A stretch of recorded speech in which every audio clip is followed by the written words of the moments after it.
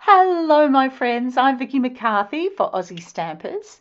If you want to learn how to create all kinds of projects, start now by subscribing and clicking the bell so you don't miss anything. Today is alcohol inks on glimmer paper, and I have 4 projects after I show you the technique that you can use the glimmer paper that has been coloured in order to make different cards and tags. So for the supplies you'll need, I have some glimmer paper. I've chosen a white, which has sort of silvery glimmer in it, but you could use silver or gold or coloured glimmer paper. It will still work. You might get slightly different results from the white though. And I have my Copic refills, the various ink refills in my Copic markers. You could also use Adirondack alcohol inks or Ranger alcohol inks. And I have R27, BG15, Y13, V09 and B26. And I'm using the Copic Various Ink Colourless Blender, but you could also use rubbing alcohol for this as well. Now I'm just dropping the ink wherever I think it needs to go on the paper. Nothing too planned here, just getting it onto the paper and spreading around all the different colours. And I wanted to try 5 colours on this project, but it would probably work really well with 3 or with 4 colours as well. But the 5 were really good. They mixed together without creating mud, and I was really pleased how this turned out. And I'm just going to go back in with some more yellow, and I like the way this is looking now. So I'm going to get that colourless blender ready.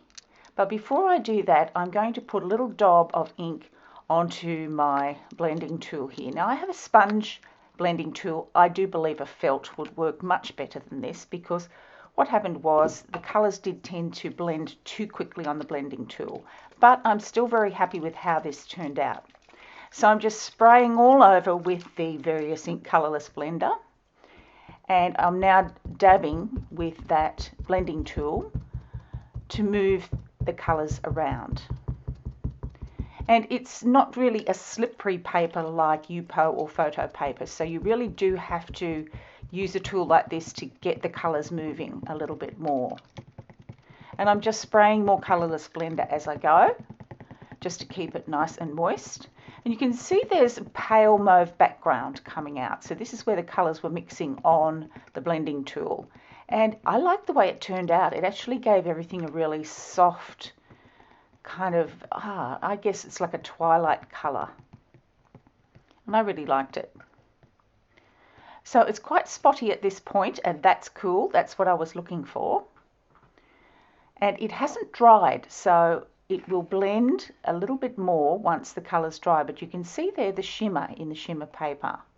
And now what I'm going to do, I'm going to set that aside, let it dry, and now I'm going to cut it in half. Now that it's dry, it's a 12" by 12" sheet of glimmer paper, so I'm going to cut it into 6 by 12. And I'm going to do something with one of the pieces. I'm going to create a different look. Now, one of the great things about alcohol inks is you can go back to them even after you've finished a piece, and you can keep working on them. So what I'm going to do here with the colourless blender is to cause the colours to run and drip right down the edge. And look at this, it just gives a completely different effect again. And I'm tipping it over so that I can get to the other areas and really get a soft fading out of the colours. There's still a few little spotty pieces in there which I really like, and I can do lots of things with that. You can see how it moves down the paper. Now I have this on a craft mat, and I'm just cleaning it up with a baby wipe. It's pretty easy to do. And now I'm going to show you the two pages together, how different they look. So 2 completely different looks with the same piece of glimmer paper. Now I have some projects I'm going to show you how you can use glimmer paper, because it's not necessarily the easiest paper to use. It's very busy and very blingy, and a little bit goes a long way. So I'm going to show you a couple of techniques. In fact, I'm going to show you 4 different projects that show different ways to use the glimmer paper. Now, if you haven't subscribed to my channel and clicked on that clicked on the bell, then please do so now, and we'll get into the 4 projects. So I have one of the size 8 tags, one of the distress tags in the mixed media cardstock by Ranger, and I'm going to cut the first piece the same width as the tag. Now I love to eyeball. I don't necessarily measure things. I look at it from an artist's point of view and think, well, how does this look?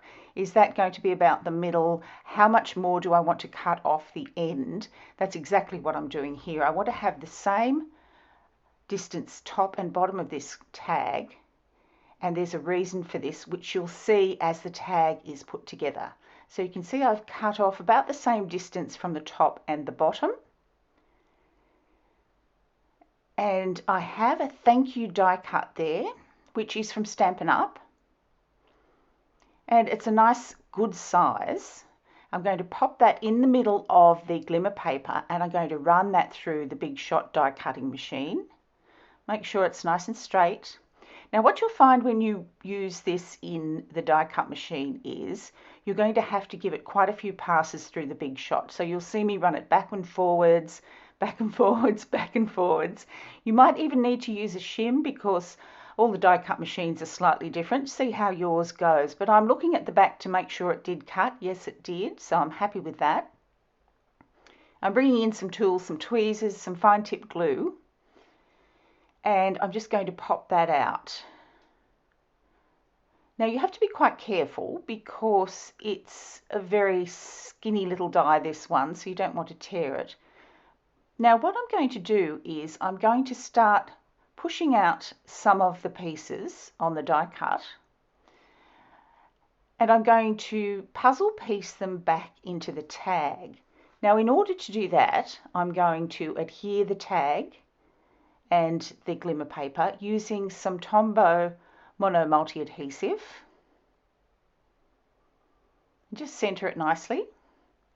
And now here comes the fun part. This was really fun, I have to tell you. It took a little bit of time, but I really enjoyed doing it. Now the trick is to use fine tip glue and some tweezers. And I found it was easier to put the glue where you wanted the die cut piece to go rather than trying to put it on the back of the die cut. And I have that top piece for reference, so I'm trying to recreate the same amount of space that it has in the original die cut. Now you have to be fairly precise with this because if you don't, it's going to look a bit strange. On this die cut, some of the writing was very thin on one side and thick on others, and you just follow it. Now here's a nice big piece, so this was easy. Just popping that in with the fine tip glue pen. There's a whole lot covered already just by that one piece. And I just go back and do this over and over, just piecing it together using the fine tip glue pen, maybe coming in with tweezers if I need to adjust it a little bit more.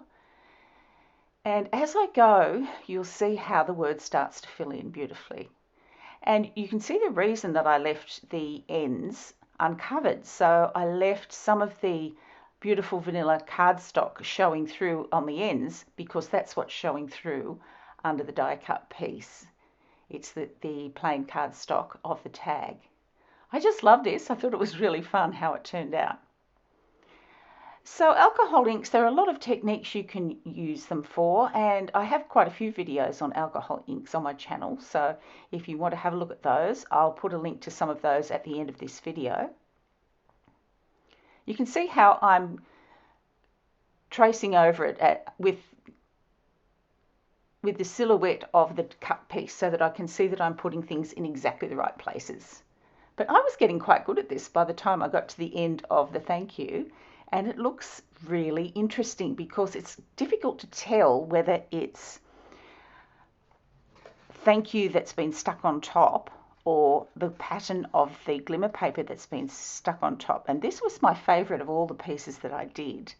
Even though I love the other three that are coming up, this one, I just had fun doing it. It was like doing a jigsaw puzzle, and I like doing jigsaw puzzles. I don't know, do you enjoy jigsaw puzzles? I certainly do. So there it is done, and I wanted to maybe find a nice piece of ribbon to go through it. So I'll go and get my stash of ribbon. And this is how I store my ribbon. And I bought this storage unit from Kmart for I think $6. It has a lid and everything, so it just sits beautifully on my shelf. Now I'm finding a nice purple ribbon. and it's quite satiny, so that will work beautifully because it's got a bit of sheen, just like the glitter paper is shiny. And I'm just going to loop that through. And then that's the first project done. And I loved how it turned out. I just thought it was gorgeous. Okay, now we still have this thank you, so this is going to be what I put on the next project. Now I have note cards and envelopes here, which are from Stampin' Up. You could simply adhere it to a white note card, and that would be beautiful too. You can see how nice that looks. But I wanted to step it up a little bit more, so I've brought some of this lovely lemon lime twist paper, and I'm just going to cut it down. Now, I don't generally measure things, I just eyeball. So what I'm doing here is I am cutting the lemon lime paper to match. Now I want about 1/8 of an inch border all the way around, and I'm checking to see that the thank you is going to look nice and it's still going to have plenty of border around it. So now that top piece, that layering piece, is about 1/4 of an inch all the way around, or sorry, 1/8 of an inch all the way around, slightly smaller than the note card size. So again, the Tombow Mono Multi glue, just pop that on with that nice little border peeking through. And again, going back with the fine tip glue pen.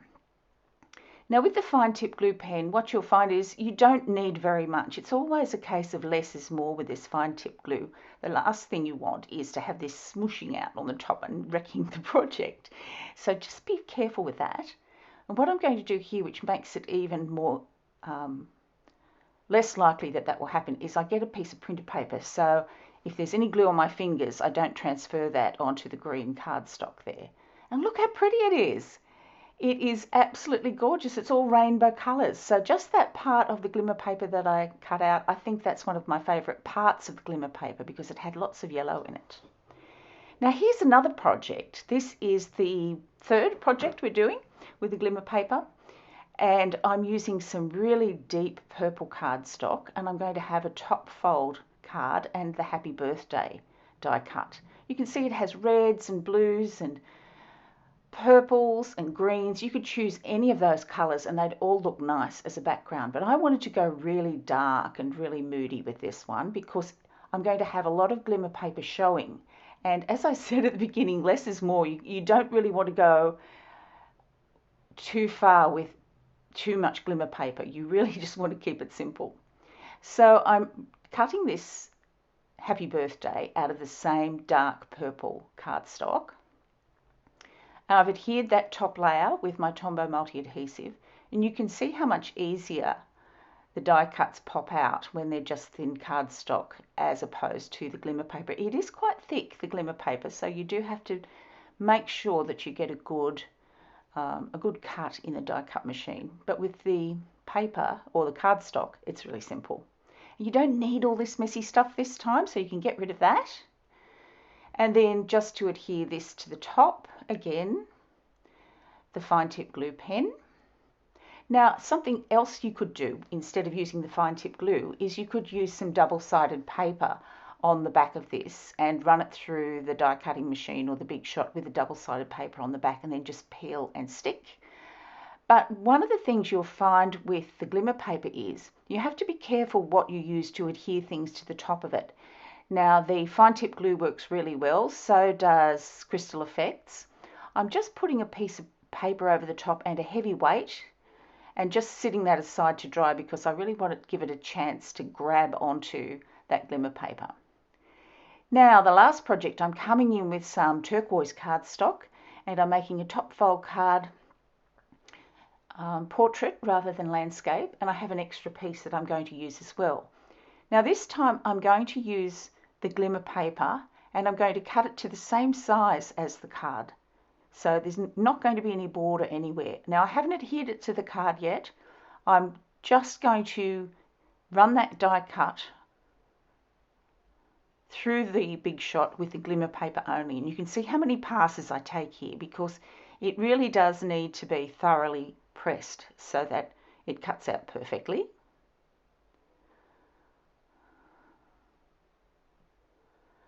And just pushing that out now so that it all comes out, and I'm going to lay this piece onto the card front, and I've cut it exactly the same size as the card front itself.